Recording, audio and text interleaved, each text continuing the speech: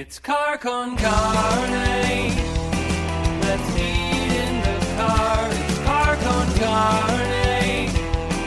And now here's the star of our show, James Van Alstyne. This right here is Car Con Carne. Car Con Carne is a Q101 podcast. I'm James Van Oswald. Car Con Carne is sponsored by Easy Automation. Safety and security are things that you and I want. They're things that me and Ryan Argast want, need, and expect. What if you could always come home to a well-lighted house knowing that you and everyone inside were safe? Or know that that package you ordered, maybe it's a cool Marina City t-shirt, know that it was delivered and secured. Embrace the future of smart living. It's time. Empower your home with intuitive control. Call my guy Dan at Easy Automation for a free, no-hassle quote, 630-730-3728, or visit easy-automation.net. Ryan Argast is my guest. He is the frontman of the much-beloved band Marina City, returning to Car Con Carne. This is a big deal, Ryan Argast of Marina City. This is your first time at Johnnie's. This is my first time at Johnnie's. I'm very excited. I mean, you know the legend, you know the lore. I knew exactly when you said it. It was actually one of those things where I was like, yes. Like I was like, yes, thank you for popping this chair. This is something that I wanted to do for a long time. Must you put it like that? Well, we are in a car. You know, there's seen a lot of. Yeah. So Marina City, the new EP is Reflections. I have hot Italian beef on my lap. If I had a nickel for every time I had to say that.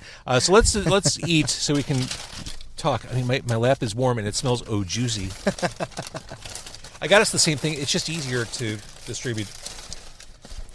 French fries. I'm not a picky guy. You're not a picky guy. Don't fill up on fries, Ryan. Yeah, of course. All right, here we go. Fries. Prepare to receive the beef. I've received. Now, my question to you, Ryan Argast. This is heavy. It is heavy. My question to you, are you ready to get weird? I am. That's what I come here for. I mean, are you ready to do something really fucking weird right now? Give it to me. Okay. I learned this trick from my pal Louis Mendocino of Cobra Lounge. I am going to bust out exam gloves. Okay. He did this when we ate buffalo wings in the car. And when he did it, I thought, this is brilliant. You never need to wash your hands after eating wings.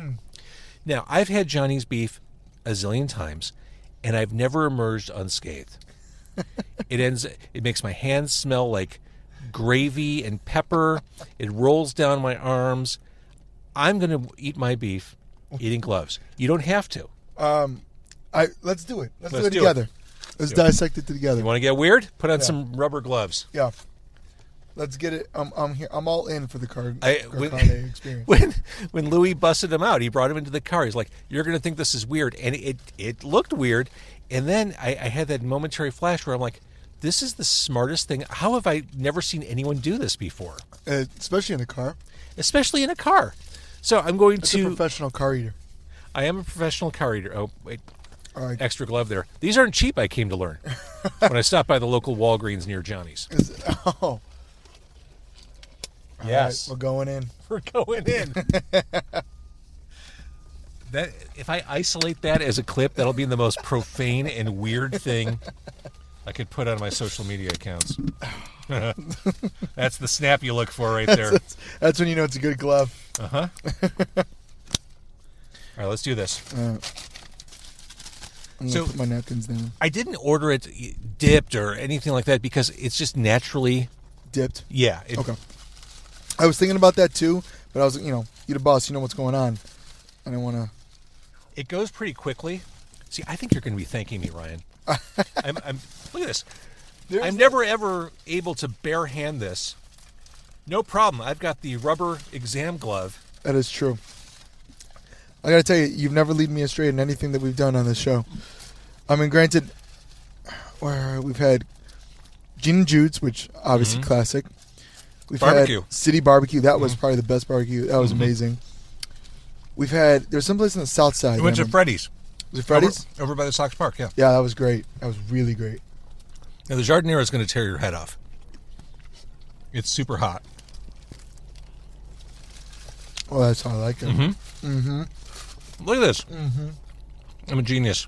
That is really great. Well, who told you about this again? Louis from Cobra Lounge. Louis from Cobra Lounge. We just played Cobra Lounge. I know, you played with Letdown, right? Yeah. How was that? It was awesome. It was really cool. Have you met Letdown? I You know have. those peeps? Yeah, they're good. They're good guys, and they welcomed us really well. And Cobra Lounge is really great. We've only been able to play there a few times, and it's just really, that was like, I feel like Cobra Lounge is a great.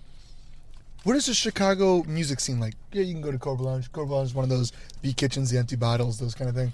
Nice, small, loud room. Rock and roll. When you're in it, you're in that room. Oh. You're in the music. All right, what do you think? This is your first Johnny's Beef. I love it. It's great, right? It's juicy. It's soft. It's got that nice crunch. The with flavor. The flavorful. Yeah, this is what you want a beef to be. But with an Italian beef, it's a game of beat the clock. Like, you only have X amount of time before the bun gives way. That's right. That's right. Like, you're going to lose integrity. And see, when I go out, I'm usually getting baptized, so I'm fork and knife in it later. This is great. And again, not to beat a dead horse, I'm feeling really righteous about the gloves. Mm-hmm. No fuss, no muss. I think my wife would be really proud that I actually did this. She'd be like, "Wow, that was a really good idea." She was expecting you to come home smelling like gravy. She's like, "Great, another Tuesday night." So, we haven't talked since you did the voice, have we? I mean, No. We haven't done an interview. We've talked, but Yeah. Can you talk a little bit about that? Yeah. I mean, it seemed like I honestly I expected you to go farther than you did. Well, I appreciate you. We did an episode after American Idol and this, but this is we actually were shown. I like I just said, I've done American Idol and I've done The Voice, and if anyone was to ever wanted to do those things, I would just say a couple things. One, like, American Idol is boot camp and The Voice is summer camp, and I had a really, really great time on The Voice. From the people that were on it to the staff to the coaches. It seems like a very supportive show. Yeah, I mean, they literally wanted you to succeed, which was really great.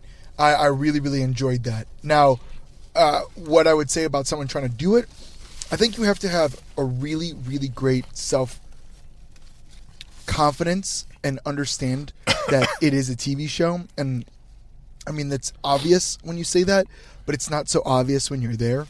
So, like, I mean, just for example, I was.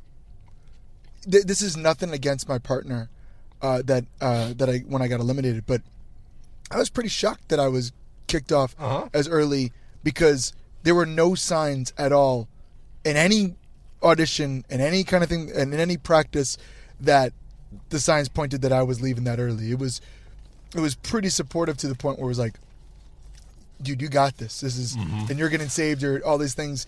And to see it go the opposite way, I just think that in the end, it wasn't the people that I was really with all the time and impressed with were not really the people that had a lot of say. And the people who had a lot of say already knew what they were trying to do from the very beginning. And it is what it is. So Did you have to put on a poker face? Well, I'm about what, getting kicked off? Yeah. Well, I mean, I'm like my partner did a really great job, and I don't have any ill will towards her. So it was one of those things where like someone's got to go home. Only one winner. But obviously I was like, wow, really? Like, I thought I did a really great job. In fact, I don't regret literally anything that I did. Like, I listened to that performance over and over and over again, dissecting, be like, what did I do wrong? And it's just one of those things where you realize, like, no, it's just a show. It's like they wanted country. They like country. Country does really well for the show. Right. And in the end, rock is going to lose 10 times out of 10. And also, it's not that you did anything wrong. It's just a lot of people did stuff that was right.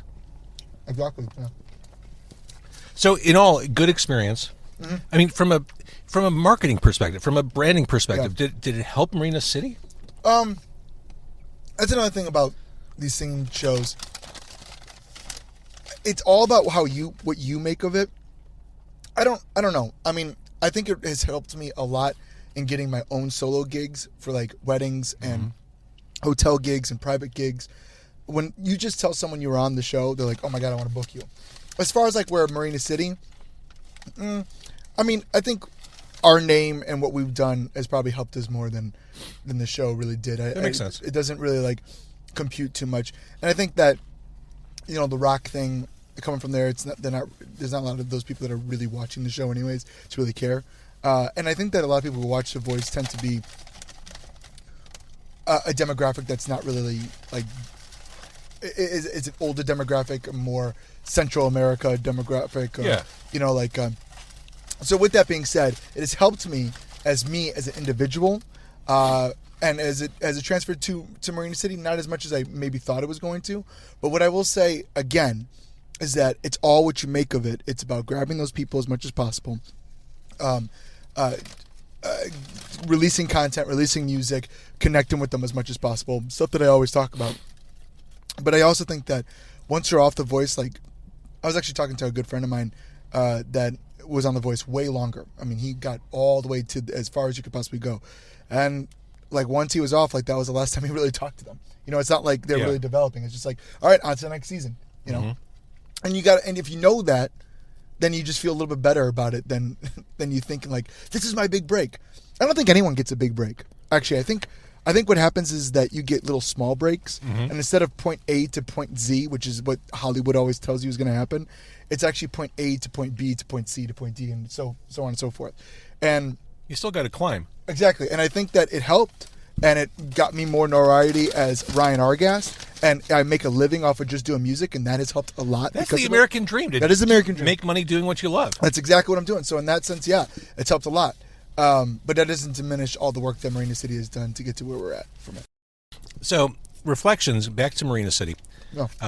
New EP, in the words of Marina City, the singles show the range of the trio from attitude-driven riffs, those addicting grooves, nuanced production, and Argast's emotionally raw vocals. I don't know if we're ready to take those vocals raw. Cover that shit up. That's why we got gloves. Here's the thing about the Italian beef at Johnnie's. It's really good. You're almost done. Tell me you wouldn't want another one when this is over. Oh yeah. Like, I know it's wrong. I would totally have another one. Not like my body doesn't need it. Like I'm totally fine, but that would be awesome. Yeah, I mean, it's like candy. It's meat candy. You can't just and the soggy French roll, like it all works it's together. easier to go down. It all works. All right, so the Reflections EP, starting off with Who Are You Now? My first thought in the first 30 seconds of the song, they butched it up. They toughed it up a little bit. Like, I'm not complaining about it. Yeah. I think I even mentioned it off the record with you. I was like, yeah, we're returning a little bit on some of that stuff, and it's been really cool because there's only 3 of us at this point, and I may have even mentioned in the last podcast where it's like I love the other 3 to death. Those are my boys, but I also think that sometimes like a 6-piece, it's a lot of people and it's a lot of heads. There's a lot of cooks in the kitchen, and sometimes you can miss like maybe a little bit more dysfunctional. Yeah. And so it's hard to lock in with 2 more people, right. Yeah. So with like just Toter, Eric, and I, we like have our roles, and it's just been like really smooth. Like we know what this guy's bringing, when he's bringing it, all that kind of jazz. And because there's less cooks in the kitchen, I feel like Toter has been able to really thrive more. I think he's probably the one that has been able to benefit from it than anyone. And every riff on this record and our new records and everything are from him, and really bolstering that. And I'm always a pop guy. That's what I love, Michael Jackson and Prince and everything, and I came through that. Excuse me. But I just feel like what's been really cool is that we're able to figure out how we can mix it more, where we can keep the catchiness while also giving a little bit of attitude towards it. And I think that's something that a lot of fans can expect from this moment on, especially with Eric's really big into the industrial 9 Inch Nails. Toter's big into the Metallicas, the riffage, and then here it comes with the pop, and we can mix. That's 3 easable things that we can just digestible things for us, and I think we can keep, putting that out, and I'm really excited about that's it. kind of what I think of when I first hooked into you guys. I mean, you had those kind of textures. Yeah. Love the other 2 guys. really glad that Toter is not here. Because how long have I known you? Oh, it's been a while. To this day, I still can't pronounce his last name. So it's just easier if he's not in the car because I don't have to fumble my way through his surname. You know, I don't know if I said this before, and maybe some fans know about this, but we met Toter in Michigan. His band was playing with our band. We were the only two bands playing. It was a snowstorm. Literally nobody showed up to it. The sound guy finished and walked out. He didn't even listen to any of the bands. We met him. We had a good time with him. And then like 3 months later, we were looking for a guitar player. He reached out. He was like, hey, I really would like to try out. But his Facebook said Toter Goon Brinijev. And I was like, there's no way that's what this dude's name is. Like, I was like, what's this dude's name? And everyone's like, oh my God, I forgot what he said his name was. So I'm not kidding. We did 2 auditions and then a rehearsal with him without ever saying his name out to him. Just like, hey dude, what's up, man? How's it going? Waiting for him to say his name. And we all we came up and like, hey, I'm Ryan. And he goes, nice to meet you. No, you can't do that. He doesn't say I'm Toter. No, so the whole time we're thinking his name was a joke online. And then later on we're like, dude, what is your name? And Goon was not his real name, but Toter Brinijev. So who are you now? Is that about a relationship? About any relationship, really. You know, I had a really big life thing that happened to me in December last year, where I lost my job on Christmas. Oh my God! And the company I worked for nearly 7 years, and had a 401k and had my had health insurance and having a baby on the way and helped doing all that stuff. Just the rug pulled out from on underneath Christmas. Yeah, I was at a Christmas party, man. Oh, and the business completely just faltered. It was a lot of financial issues and all these kind of things that we knew that there were issues, but we didn't know it was like, hey, you're out of a job issues the next day. You know, I was at work on Friday, and on Sunday the company was completely closed. Oh my God! Yeah, and it was a massive Billboard, Rolling Stones all talked about it because it screwed a lot of artists. It made a whole dysfunctional thing for the industry, but that's a whole other podcast. With that being said, there were just people in there that saw that things were kind of weird and started making things weirder and worse and breaking things quicker than it didn't need to be. And not to get like in a whole big soap opera, it just felt like, okay, so now that everything fell apart, is everything great with you? Like, are you feeling better about it now? Because a few people that really screwed this up put out a couple hundred of us out of jobs and out of healthcare and all this stuff. And I hope that you're feeling better because you were the righteous one telling me you were righteous doing this. But yeah, so who are you now? Which I love that hook. I mean, you do kind of a falsetto on that. Yeah. It's great. I appreciate you seeing that. Are you feeling better? Are you feeling good? Can you live the life you wish you could? Who are you now? We talked about Tanzanite last year. Yeah. There's blood in my mouth and my teeth are kicked in. 1 year later, still true? Yeah. Yeah, okay. Yeah. I shared the video to this one online. I love everything about this. I'm so broke. Thank you. The funk groove, the vocal performance, the background, I'm so broke vocals. This is a fun song. I really appreciate you saying that. I love that song. We wanted to, this is kind of like our coming of age of like what life is like as a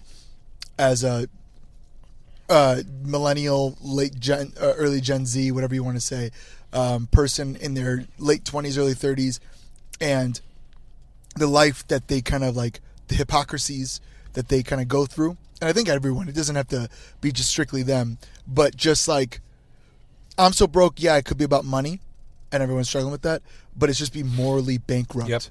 That's the message I took from it. Yeah, I'm glad that this is why we like doing interviews with JV. Emotional bankruptcy in my notes. I love that. Superficial success and emotional bankruptcy is what I wrote down here. That's exactly what it is. Yep. And this also seems like a shot at influencer culture. You said it. You said it, not me, but yeah. Okay. Yeah. Which, is that going to stop at some point? I don't know, man. Has that crested yet? You know, there was someone. What about like the boxing thing that just happened this week? I mean, a hero, one of the greatest of all times in boxing, at 60 years old, faces a YouTuber you know, and then goes like what was it 8 rounds, but it was like the most like you just walked around and it's just you and me just being like, hey, stop it, and I had to look up why Jake was famous. Like, I was like, wait, Same. why is this guy famous again? What did he do? Where is he from? And it was like there wasn't really a true answer to it. It was kind of like he's just famous. I mean, the Kardashian effect, right? You're just famous for being famous. And people, like, he's got his own drink line, and people just want to drink. What does this guy know about drinks? Like, it's just like, there was an interview with Kanye West a long time ago when he was, I don't know, he was always kind of insane, but a little bit sane. And he says, you know, I love Lady Gaga, but what the fuck does she know about cameras? And like, why am I buying a camera from Lady Gaga or something like that? You know, it's just funny. Where did you record the video for that song? Whose house was that? That's Toter's dad's house. So Toter's dad, Mr. Blah, blah, blah. Mr. Vernijev, yes. So he is a truck driver, and he does not live at his home. He has his house. It's basically. I was going to say, it looked like moving day. Yeah, it's basically bachelor pad. He's got stuff that he's never there. I mean, 365 days in a year. He's probably there 20 days of the year. And that's a hard way to make a living. It is a hard way, but yeah, it is a hard way to, and sometimes it gets really tough. And Tota could talk more about that. But we were like, can we film a music video in here? And we shot it all ourselves. That's us. We just got our own cameras and we just did it ourselves. I mean, I'm sure any video director would be like, "Of course you did," but like, but for us, we were pretty proud of being like, "Hey, let's try to." Again, we're broke, so like trying to figure out how to make it as DIY as possible. Which I think I've said this a million times. I'm surprised more bands aren't doing that. Like, you don't have to have that level of production. Yeah. You could just get something out there. Everything that we you can do better than a lyric video. You can do something that shows your personality. And most your of the time, people just want to hear like 10 seconds of the song, anyways, on a vertical, video, and that's it. Let's put you back in the spotlight with the song "Stay." This is a beautiful song. Thank you, man. Where did this come from? Well, this actually was going to be a solo song, which makes sense because this is the spotlight is on you here. Yeah, I think we were finishing up Simulation, or we had it just done, and dollars down, but my ass is up. Wow, that really stuck. I'm glad.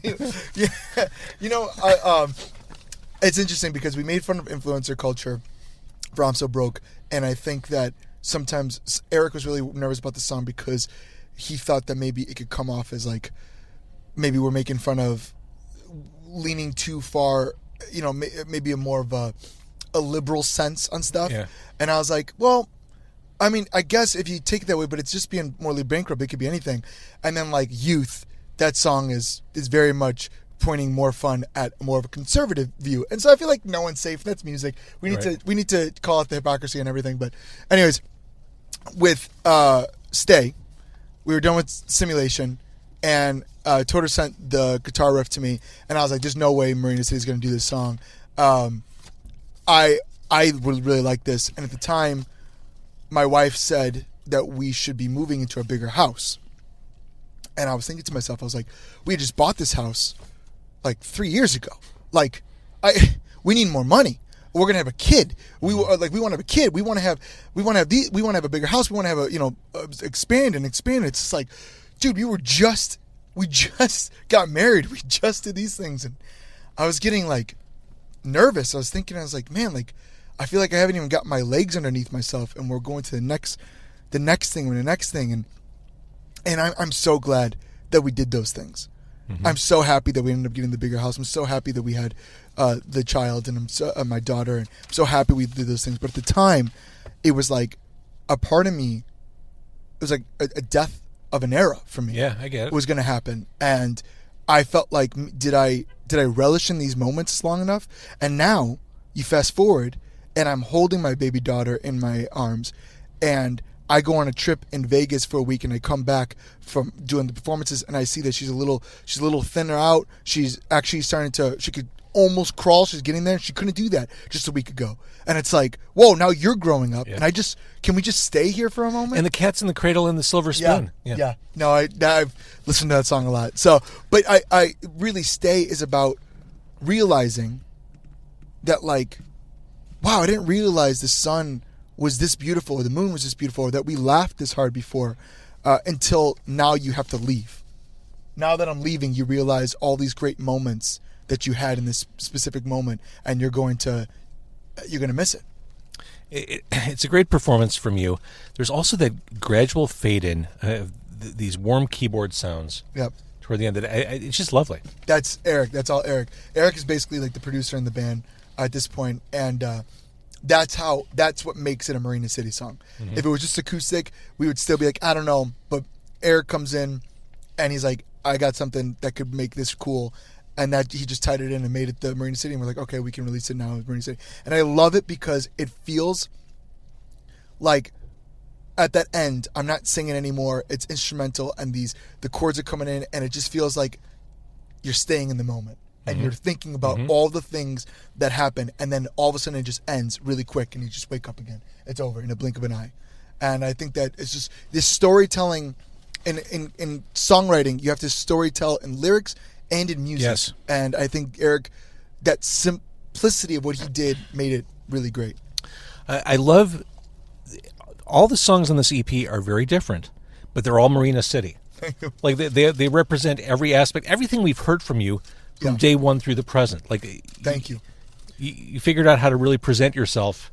I feel like it's only happening right now. Like we're writing stuff right now. We're calling it Reflections 2.0 because we don't feel like we're done with this. Yeah. We want to keep going. And honestly, if it was up to, well, I guess it is up to us, but like, I would love to do a full length. I really would. But it just feels like right now, the attention span and the ability to like fund a real full length is tough. So we're breaking it up in little bits so that you can get it, and then eventually we'll put it all together and then whatever. But yeah, Reflections 1 and 2 would make a great side A and side B. That's our whole point. And dude, when you get your music onto vinyl, dude, that's our goal. That's literally Reflections. Our goal, and I don't want to speak too much on it because I don't want to put my foot in my mouth, but maybe this will hold us accountable. Our goal is that we're going to do Reflections 1 and 2, and then release a vinyl and have an extra 1 or 2 songs on it, exclusively on the vinyl first. Yes. Release the vinyl. You got all the songs with that, and then we can release it in streaming later. But then we've always wanted to do a vinyl. Fans have been asking for a vinyl for a long time, and we just feel like now, I feel like everyone goes, oh, this is the best music we've ever written when it's new music. I'm not going to say that. What I am going to say is that I feel like this is the most what Marina City is. That's it. It's a fully realized sound. Yes. We went through, we found the pop, we found the soul, we found the rock. Yes. We had to go through all those things to get right here to be like, okay, now this is what Marina City actually sounds like. And I just feel like this is our most authentic self right now than ever before because it's just so natural to us now. Mm-hmm. And for people who came along for the ride at different points of the music, they're still getting what they want on this EP. I think so. That's what I hope. Old, new, the middles, everyone.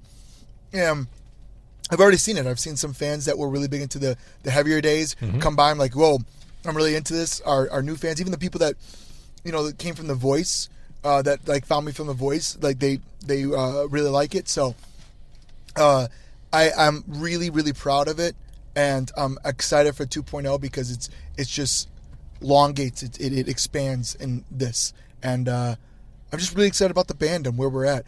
Artistically, I'm really excited about the band. Not just like, oh, I got this really great show coming up. No, like artistically, I'm really excited about what we're doing. Well, you've got your core group. Yeah.